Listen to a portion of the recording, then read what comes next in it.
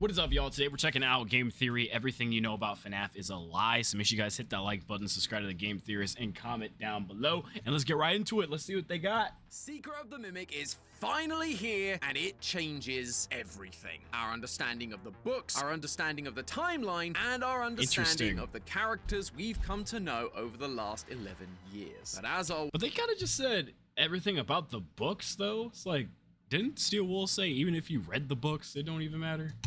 I'm here to pull an Afton, or an Edwin, as it turns out. So the books are just separate in that case. Yeah, bro said I'm about to pull it Afton and put it back together. Oh, Welcome Lord. to Game Theory, the show that's jaw has been hanging open like a badly made Chica costume ever since the release of FNAF's Secret of the Mimic. And I can't believe they brought Chica back, bro. Every single YouTuber has been completely sideswiped by this game. Chica! I can't believe we got Chica! I can't believe it. Hey! Corey mentioned on Game Theory? Oh my god, there she is! Fusion? That's insane. Oh my god. Has it taken us all by surprise? Well, besides the fact the game actually works, mostly, it also did something got that any is pixels? completely unheard of in a FNAF game. They actually gave us a story. And I don't mean the super cryptic the storytelling was wild in that game. Like, it was direct. I mean the kind that actually helps us move forward in this franchise. For a long time, the community has been frustrated with the lack of clarification out there for this series. It's been years of theory upon The first theory show, upon they're theory. all And while we Afton. have come to certain agreements for parts of it, there is Like, just... I just love the Game Theory's, like, attempts over the years. The first show with Rockstar Freddy being in it, they're all Afton.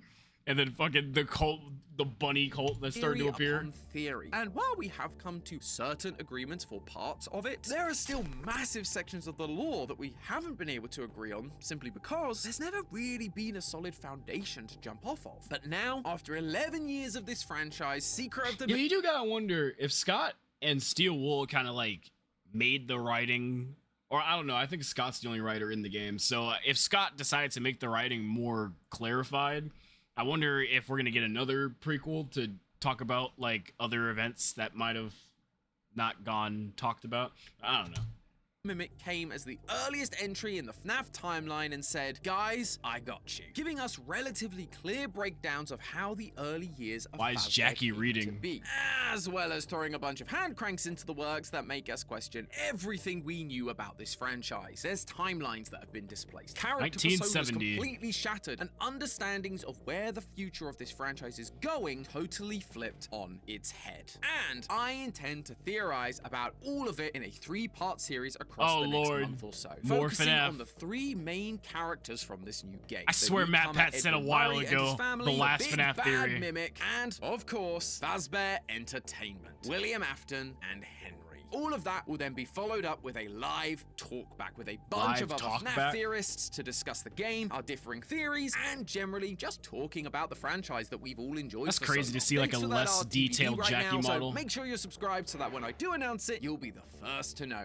And to make sure you don't miss all of the crazy theories leading up to it, because believe me, you don't want to miss them. There are some real bombshells in this game that I want to explore. But for now, let's start from the beginning. We jump into the game as a lowly mechanic working for the wonderful as always Fazbear Entertainment. Our name is Arnold, and we've just gotten off. I can't believe we actually got like another character name too. It's cool. For one last job to help or our main recover character some name, I Fazbear should say. assets from one of their contractors, Edwin Murray. Begrudgingly, we head to Murray's costume manor, only to discover the asset is a set of blueprints for a killer animatronic endoskeleton that can fit into any costume and learn the role. Can we also talk about the Mimic's like AI throughout this game? Like Steel Wool killed it, bro. I love the fact that like the Mimic just be like running around like a track star and like looking in the hiding spots. Like they killed it, man. And changing the costume every time you respawn. Of any Peak. character or person. FNAF's actually going in the right direction. We gain access to different areas of the facility by upgrading our data diver with Or different permissions. I should say FNAF's going in a good, right, new direction. FNAF has always been fine. It's just, to me, it's always been fine, but it feels like now they're actually going in a nice, correct, right direction. from basic to security, repair, all the way up to That's great. executive privileges, all while trying to outrun or outweight the Mimic. Oh my god. Like, why is he running so Eventually, hard? we get our hands on the blueprints, only to discover that it wasn't Fazbear talking to us through dispatch. It was the Mimic. pretending to be them to get their hands on the data diver. This Why does leads bro to have to one of walk three like endings where the we either escape and get killed by the Mimic, we clock escape off ending? and get killed by the Mimic, or we fix the Mimic and then just stand there watching it sleep. Now, these guys deserve an episode of their own because whichever one is canon could have massive implications that I just don't have time to get into right now. Instead, let's turn our attention to the No, you just know when game theory says I ain't got time to go into this, you know it's just a bunch of barrel of like stuff, man. It's just too much stuff. Can discover during the game. And the first of our big three characters, Edwin Murray. If you're a He made long-time the viewer of Mimic. this channel, or you're one of the people who understands my pain and has actually read the books, then that name Lally's isn't game. anything new. Edwin Murray is a character that we were introduced to in both the Storyteller and the Mimic from the Tales from the Peterplex series. His company was bought out by Fazbear. He created the Mimic to babysit his son David, but his son tragically died. And because the Mimic kept mimicking his dead son, he beat the thing up, teaching it violence, and then showed up 40 Poured years his later agony into trying it, to stop apparently. However, when the Secret of the Mimic's creative director Evan Lampe said to Dorco, If you've read the books, you don't know the full story. he wasn't kidding. The story of Edwin goes so much deeper and is so much more tragic than we That's just a weird way to explain like the books also aren't like going into the game's canon enough. Like why won't Scott and Steel Wool just explicitly say like the books are just in its own world of canon, but they will give you some characters that might show up in the game? could have ever realized. As Arnold explores Murray's costume manor, we can find audio recordings and mailboxes containing digital text logs that give us the real story of what happened to this place. It was originally owned by Edwin's father, who we'll call Murray Sr. Edwin Murray works for him. Sr.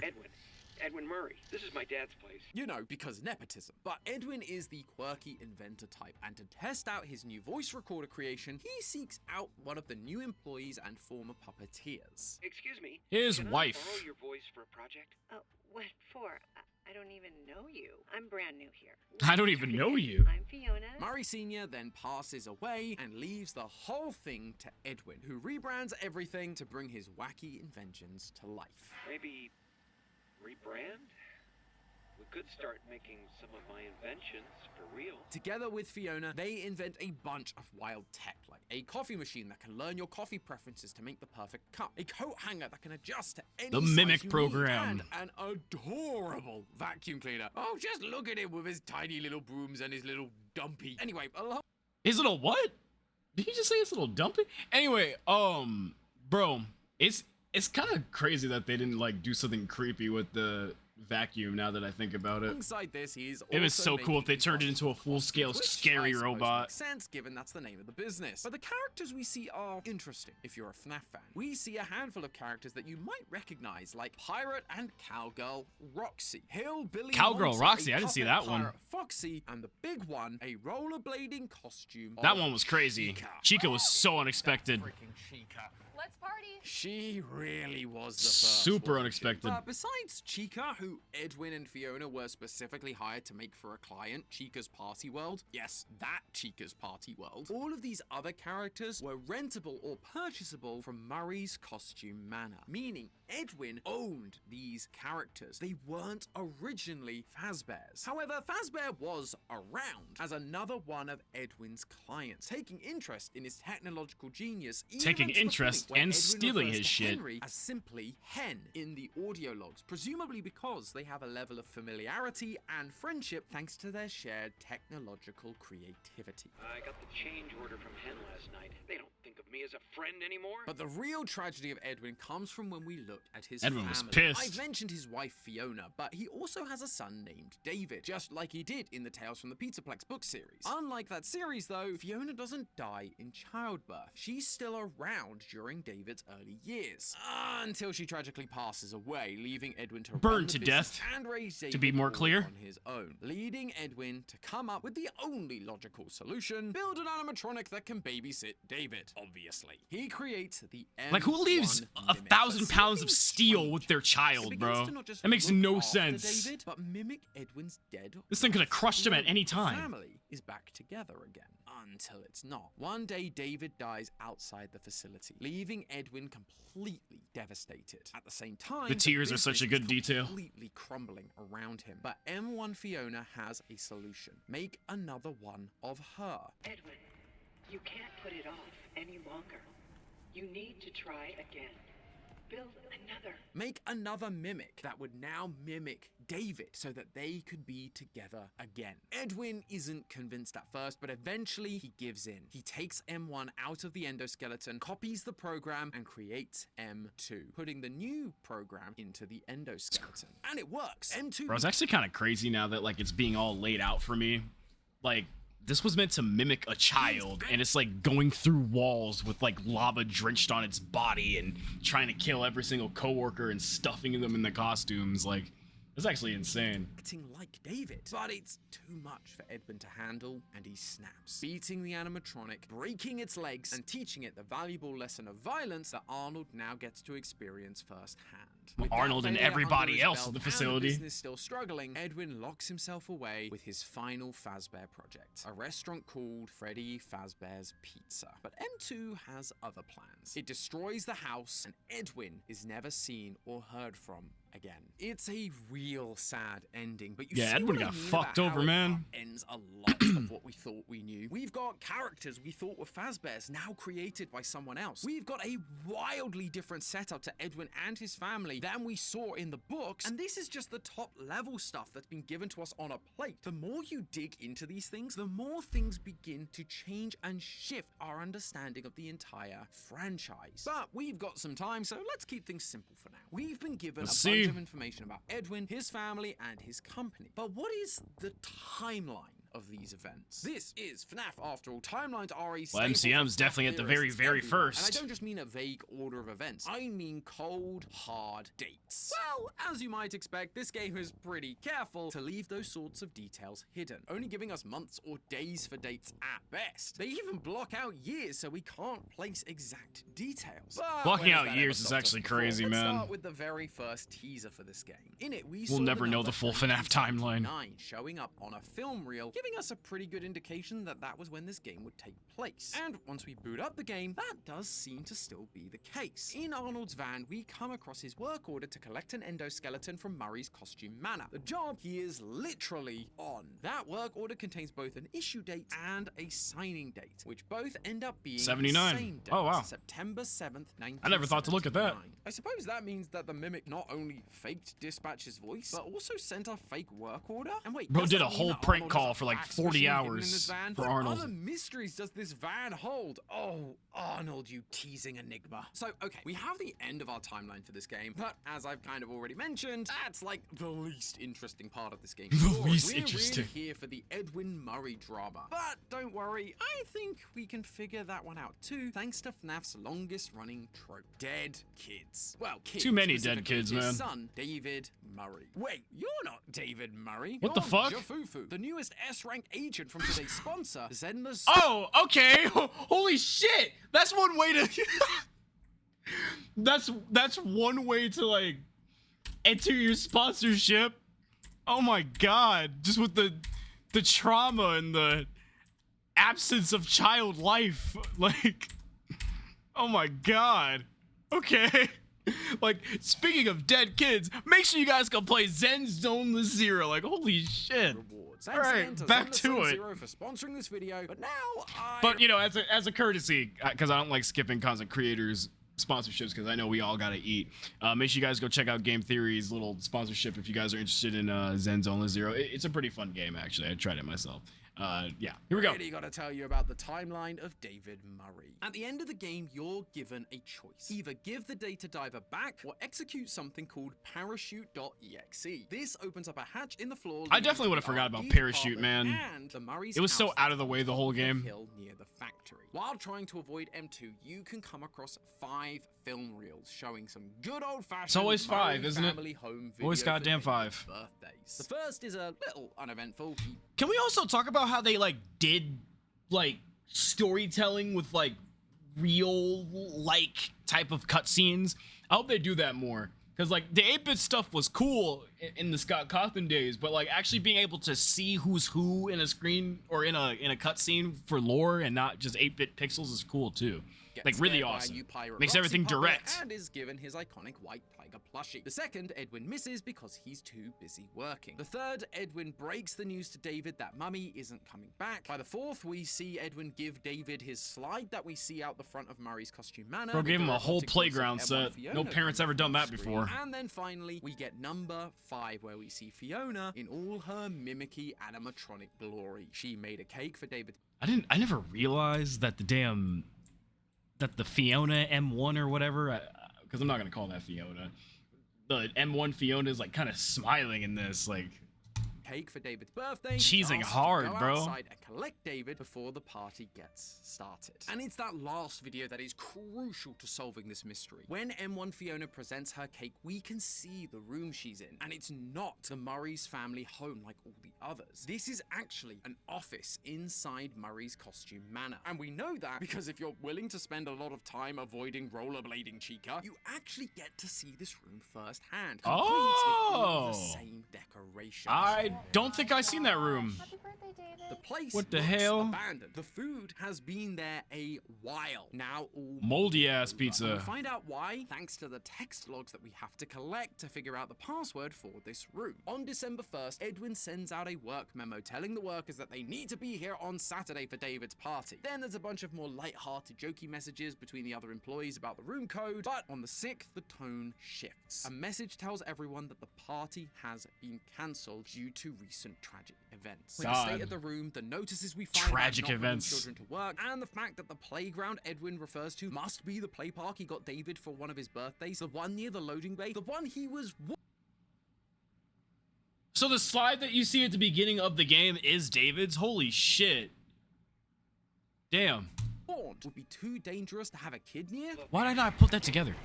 I do, but they're all just groundless. This is the perfect spot for David's playground. It all adds up to this being the day that David died. On Saturday, December 6th, everyone was there gathered together just like Edwin had asked, only for M1 to go down to find David and report him dead. Okay, everyone hide.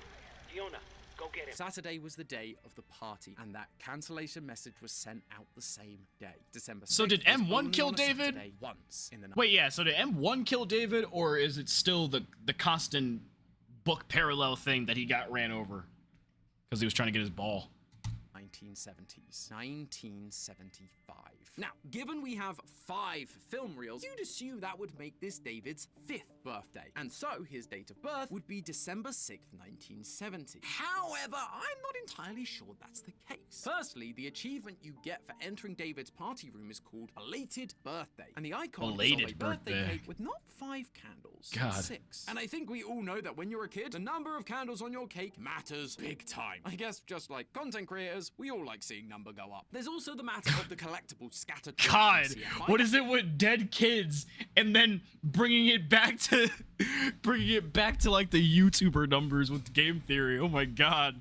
They've done FNAF theories for so long, they don't care about the dead anymore. Gathering them all, you can boot up a minigame on the computers known as moon.exe. This thing is full of interesting details and symbolism that we will 100% be exploring in the future, but the detail that's interesting right now is the collectible called the Fall Fest Snow Globe. Fall When Fest you Snow find Globe. it again inside I think I got that one. moon.exe, you can give it a shake, and we're given this description. Opening day snow globe. A wonderful day with all of us at Fall Fest. It's worth Opening noting that day. right behind this snow globe is a statue of a married couple. The man wears a bow tie, Oh, which is God. something we see associated Foreshadowing. with Edwin throughout the game. I mean, just look at the guy's logo. He loves bow ties. Bow ties are cool. This couple is Doctor supposed Who to be reference. Edwin and Love to see Fiona, it. And so this line about Fall Fest is tied to them. But the use of the word all here is telling. If it was just supposed to be Edwin and Fiona, it would have just said both of us or the two of us. But all implies a group, i.e. David is also present. Thanks to Help Wanted 2, the earliest Fall Fest we know about happened in 1970. So for this to be a big opening day to the point where Fazbear creates a special snow globe, it's likely that it's that year being referenced, 1970. And if Scott cares at all about giving this series any kind of logical consistency, Fall Fest would likely have to happen in the autumn. Fine, fall. With David's birthday being established as December 6th, it would be physically impossible In the for him autumn? to also be I've here heard it on said the a li- opening day of Fall Fest in I don't think I've ever heard it said like that. 1970, because he wouldn't have been born for another couple of months. Autumn So he'd arrives. have to have been born at least a year earlier, making him at minimum 6. But then why only show us 5 videos? What happened to the missing birthday? Well, we already know that Edwin is too busy to focus on his kid, hence he made the mimic in the first place. Would it be out of the realm of possibility that he was so busy he didn't even celebrate one of his kids' birthdays? The game Makes sense. certainly seems to think so, because inside the Storytime showroom you can find What? David's little den with all What? his drawings on the wall, and one of them depicts a birthday with David surrounded not by family but by characters, and he has a cake with 4 The candles elephant? on it. Up until now, Nah. David's The elephant? You gotta spend your birthday with that scary ass thing? Oh god, no. parties have always Have you been seen the physically eyes on that surrounded thing? by How did he family, even not by survive? characters. We never see a video of him having a birthday surrounded by characters, which implies that this is a birthday not caught on camera. Edwin missed his son's 4th birthday. He was so busy trying to save the company and possibly even building M1 that he got his staff to dress up as characters and look after Oh, okay, you know, that would him. make sense. Then, But still, a year it's later, the elephant's David gets scary a as big hell. slide, and suddenly, Especially with the M1 mimic in it. exists to take care of David. This puts David's 6th birthday in 1975, and therefore his date of birth is actually December 6th, 1960. What? Why the bird? Like we're over here like talking about lore, and a fucking bird appeared. What? Did I just miss something, or? Nice. From here, we can actually extrapolate a few other dates and start to put things into a rough timeline. We never get exact ages for Edwin and Fiona, but we do know that David was their first and only Who the child. hell is in that? the late 60s and early 70s, the average age of first-time parents was 21.4 years old. And looking Damn. at marriages in the late 1960s, the average man was 23, while the average woman was about 20 when they got married. If Fiona is following these averages, Having that kids would at mean 21 they is kinda pretty much crazy. had Not gonna lie to David you. just over a year after Your life's getting over, married, man. putting their wedding in 1968. On top of that, the average length of an engagement for a couple in the 1960s was around just 3 to 6 months, with the ideal Damn! scenario being a full engagement with a spring or summer Wait, wedding. I think I Most misheard would that. only have Never been mind. Dating for 6 months prior to that. So Fiona and Edwin most I misheard likely that. would have gotten engaged in the fall of 1967 and probably only started dating earlier that year. But as I've already told you, this relationship ends far too prematurely. One of the audio logs Too we damn find throughout quickly. the facility is a voice recording left by Fiona to Edwin explaining that she needs to go to one of their clients' events to make sure nothing goes wrong.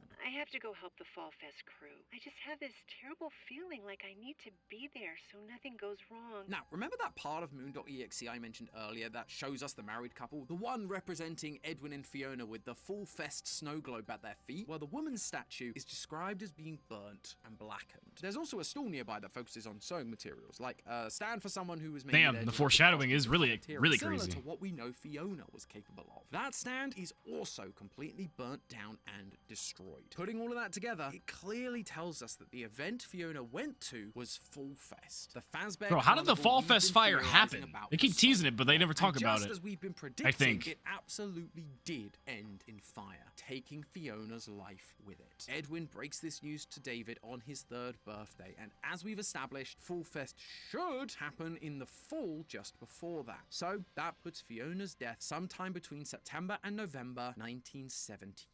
So, right now, our timeline looks 1972. Edwin and Fiona start God dating in damn. early 1967. They then get engaged in the fall of that year, which I'm now only just realizing might explain why they're in wedding outfits in Moon.exe. They're next to the Fall Fest snow globe. It's the same time of year, almost as if they're going to Fall Fest like some kind of anniversary celebration. Anyway, they get married in 1968 and have David in 1969. A few years passed, and in the Dude, I fourth still can't can't get over like the actual drawn like people like in Five Nights at Freddy's. It's actually crazy that we're getting like straight up lore told to us, not just like 8-bit. It's still fucking crazy that Scott actually decided to go straightforward route with the game and not like everything's a mystery, make sure you solve it.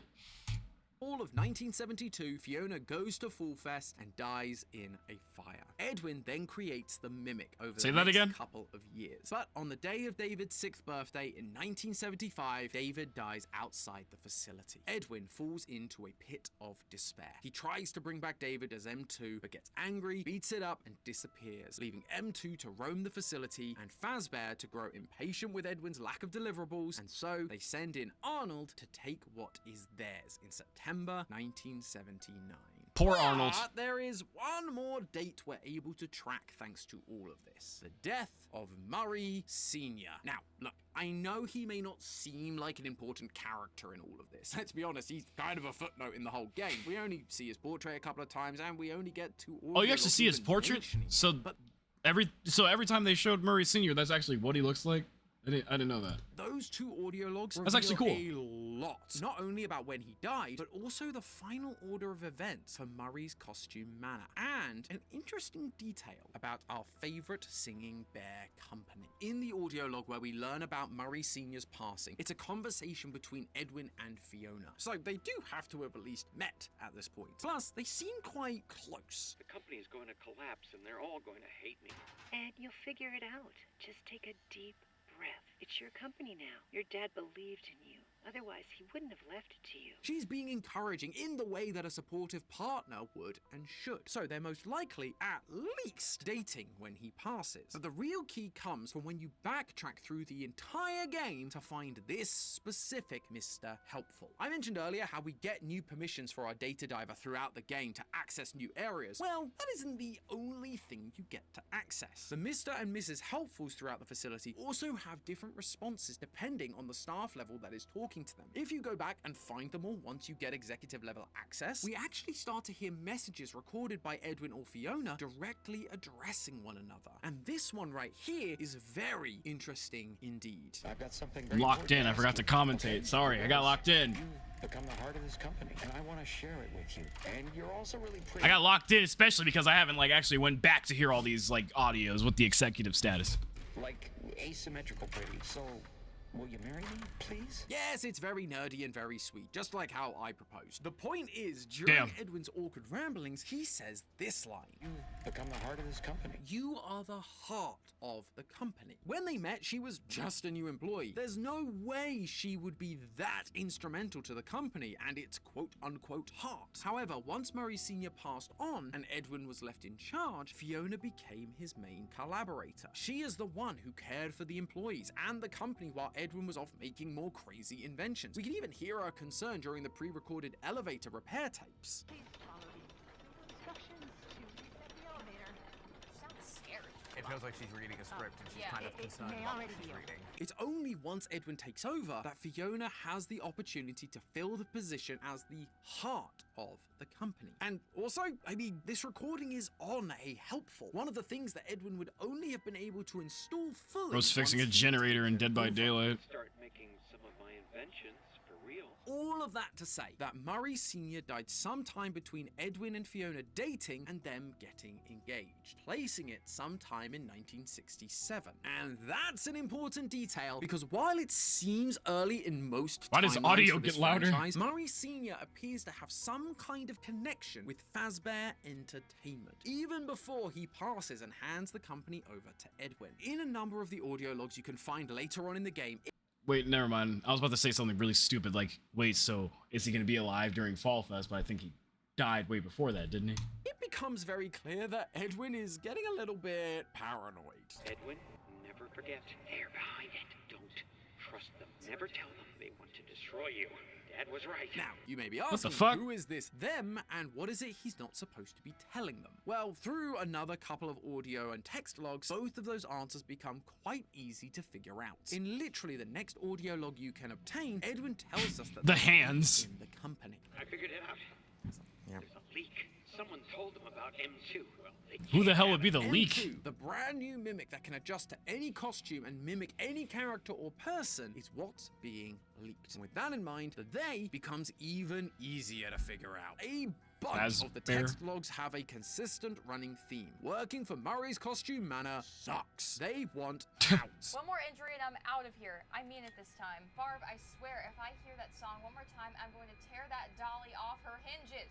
I have no clue how much longer God. I can take it here. Some of them leave on their own accord, while others are being poached by a rival company. We're almost there. I need the rest of the Murray staff contact info. The sooner the better. You get that for me, and I can sweeten the deal. How would you like to manage William one of the Afton. new franchise locations? W.A. That's right, good old Willie A That's is crazy. here, and he's as evil a businessman as we always thought. I love how they gave him Fazbear the is evil actively businessman stealing not just route, employees, showing that he but was their always just a business dick. secrets. So, it's Fazbear that is, quote, behind it. They are the ones who want to destroy Edwin, and he is reminding himself to not let them have the Mimic program. But do you remember the last thing he said? Dad was right. Dad was right. This mini paranoid Dad speech was is right. all about how Fazbear isn't to be trusted. And those words of advice came from Edwin's father. Damn. How? Because Edwin's clearly dad told him, Murray "Don't trust them Sr. knew motherfuckers, they gonna get you into Fazbear, trouble." Afton, and all of We their gonna have a whole business child practices. scandal Either because Murray Sr. one wasn't day. already in business with them prior to his death, or simply because MCM had been around for a while, and so he'd have likely seen how they operated and how small businesses they were working with suddenly disappeared. And so he made sure to warn his son about them. We all knew that Fazbear had been around a lot longer than we thought with the introduction of the 1970s Fall Fest poster in Help Wanted 2. But now it seems that they go back even further. Sure, it's only a few more years on paper, but just like everything in this game, we're being shown that we can't strictly rely on what we think we know as definitive. If we thought this prequel destroyed our understanding Tickets, of the please. franchise, just wait until we learn about what was going on before all of this. First, it's a few more years into the 1960s, but who knows how far back it goes. Maybe Matt and I weren't so far off with the whole singing bear in the 1930s. But hey, that's just a thing. One does not simply play FNAF without reevaluating the timeline. No, that was actually a crazy video. I also like that it gave me like a refresher on all of the lore. If you guys want to see more game theories on the channel, make sure you guys hit the like button, comment down below, subscribe for more to become a Kister today, and I'll see y'all later. Peace out. Holy shit.